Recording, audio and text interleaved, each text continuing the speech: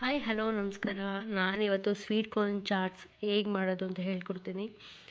ನೋಡಿ, ನೀರು ಬಾಯ್ಲ್ ಆಗೋಕ್ಕೆ ಇಟ್ಟಿದ್ದೀನಿ. ಸೊ ಅದೊಂದು ಸ್ವಲ್ಪ ಚೆನ್ನಾಗಿ ಬಾಯ್ಲ್ ಆಗಬೇಕು.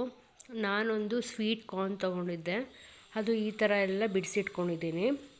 ಸೊ ಅದನ್ನು ಕುದಿಯೋ ನೀರಿಗೆ ಹಾಕ್ಕೊಂಡು ಒಂದು 8ರಿಂದ 10 ನಿಮಿಷಗಳ ಕಾಲ ನಾನು ಅದನ್ನು ಬೇಯಿಸ್ಕೊತೀನಿ.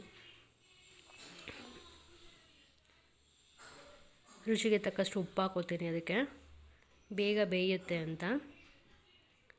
ಸೊ ಈಗ ಒಂದು 8ರಿಂದ 10 ನಿಮಿಷ ನಾನು ಬೇಯಿಸ್ಕೊಂಡಿದ್ದೀನಿ.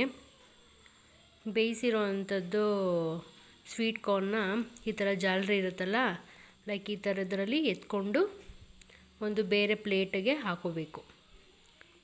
ಹಾಕ್ಕೊಂಡು ಅದನ್ನು ಆರೋಕ್ಕೆ ಅಂತ ಬಿಟ್ಬಿಡಬೇಕು. ಬಿಸಿ ಬಿಸಿದ್ರಲ್ಲೇ ಮಾತ್ರ ಅದನ್ನು ಚಾಟ್ಸ್ ಮಾಡ್ಕೊಳಕ್ಕೆ ಹೋಗಬೇಡಿ, ಚೆನ್ನಾಗಿರಲ್ಲ, ಅದು ನೀರು ಬಿಟ್ಕೊಳ್ತಾ ಬರುತ್ತೆ. ಸೊ ಆದಷ್ಟು ಫುಲ್ಲು ಆರಕ್ಕೆ ಇಟ್ಬಿಟ್ಟು ಆರಾದಮೇಲೆ ಚಾಟ್ಸ್ಗೆ ರೆಡಿ ಮಾಡ್ಕೊಳ್ಳಿ. ನೋಡಿ, ಇವಾಗ ಒಂದು ಪಾತ್ರೆ ತೊಗೊಂಡಿದ್ದೀನಿ. ಸ್ವೀಟ್ ಕಾರ್ನ್ ಬೇಯಿಸ್ಕೊಂಡಿದ್ನಲ್ಲ, ಒಂದು ಸ್ವೀಟ್ ಕಾರ್ನು ಅದನ್ನು ಹಾಕ್ಕೊಳ್ತಾ ಇದ್ದೀನಿ.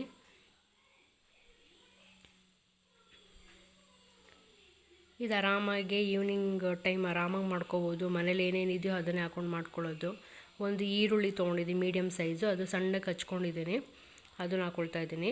ಒಂದು ಮೀಡಿಯಮ್ ಸೈಜು ಟೊಮೆಟೊ, ಅದನ್ನು ಹಚ್ಕೋತಾ ಇದ್ದೀನಿ. ಇದು ಅರ್ಧ ಕುಕುಂಬರ್ ಅಂದರೆ ಸೌತೆಕಾಯಿ ಹಾಕೋತಾ ಇದ್ದೀನಿ. ಕ್ಯಾರೆಟ್ ಇತ್ತು ಅಂದರೆ ಕ್ಯಾರೆಟು ಹಾಕೋಬೋದು ನೀವು. ಲೈಟಾಗಿ ಮಿಕ್ಸ್ ಮಾಡ್ಕೊಳ್ಳಿ. ಮಿಕ್ಸ್ ಮಾಡಿಕೊಂಡು ನಾನಿಲ್ಲಿ ಯಾವುದೇ ರೀತಿ ಚಾಟ್ ಮಸಾಲಗಳು ಅವೆಲ್ಲ ಏನೂ ಹಾಕ್ತಾಯಿಲ್ಲ. ಮನೇಲಿ ಏನಿದೆಯೋ ಅಂಥ ಪೌಡರೇ ಹಾಕಿ ಮಾಡ್ತಾ, ಇನ್ಸ್ಟೆಂಟಾಗಿ ಬೇಗ ಮಾಡ್ಕೋಬೋದು. ನೋಡಿ, 8ರಿಂದ 10 ಪೆಪ್ಪರ್ ಪೌಡ್ರನ್ನ ಇನ್ಸ್ಟೆಂಟಾಗಿ ಪೌಡ್ರ್ ಮಾಡಿಟ್ಕೊಂಡು ಅದನ್ನು ಹಾಕ್ಕೊಳ್ತಾ ಇದ್ದೀನಿ. ಒಂದು 1/4 ಸ್ಪೂನಷ್ಟು ಗರಂ ಮಸಾಲ ಇದನ್ನು ಹಾಕೋತಾ ಇದ್ದೀನಿ. ಒಂದು 1/4 ಸ್ಪೂನಷ್ಟು ಚಿಲ್ಲಿ ಪೌಡರ್ ಹಾಕೋತಾ ಇದ್ದೀನಿ. ಚಿಲ್ಲಿ ಪೌಡರ್ ಬೇಡ ಅಂತಂದರೆ ಸ್ಕಿಪ್ ಮಾಡಿ, ಯಾಕಂದರೆ ಕಾಳು ಮೆಣಸಿನಲ್ಲೇ ಸ್ವಲ್ಪ ಖಾರ ಇರುತ್ತೆ. ನೋಡಿ, ರುಚಿಗೆ ತಕ್ಕಷ್ಟು ಉಪ್ಪು ಹಾಕೋತಾ ಇದ್ದೀನಿ. ನಿಮ್ಗೆ ಎಷ್ಟು ಬೇಕೋ ಅಷ್ಟು ಉಪ್ಪು ಹಾಕ್ಕೊಳ್ಳಿ, ಯಾಕಂದರೆ ಆಲ್ರೆಡಿ ನೀವು ಬೇಯಿಸ್ಬೇಕಾದ್ರೂ ಹಾಕ್ಕೊಂಡಿರ್ತೀರ. ಈ ಥರ ಹಾಕ್ಕೊಂಡು ಮಿಕ್ಸ್ ಮಾಡ್ಕೊಳ್ಳಿ. ಸೊ ಇದಕ್ಕೆ ಬೇಕಾದರೆ ನೀವು ಮಸಾಲೆ ಕಡಲೆ ಬೀಜ ಬರುತ್ತಲ್ಲ, ಅದನ್ನು ಹಾಕೋಬೋದು, ಮತ್ತು ನಿಪ್ಪಟ್ಟು ಹಾಕೋಬೋದು, ಚೆನ್ನಾಗಿರುತ್ತೆ. ಇಲ್ಲಿ ಯಾವುದೇ ರೀತಿ ಚಾಟ್ ಮಸಾಲ ಹಾಕ್ತಾಯಿಲ್ಲ ನಾನು, ಟೇಸ್ಟಿಂಗ್ ಪೌಡ್ರ್ ಅಂತ ಎಲ್ಲ ಹಾಕ್ತಾಯಿಲ್ಲ.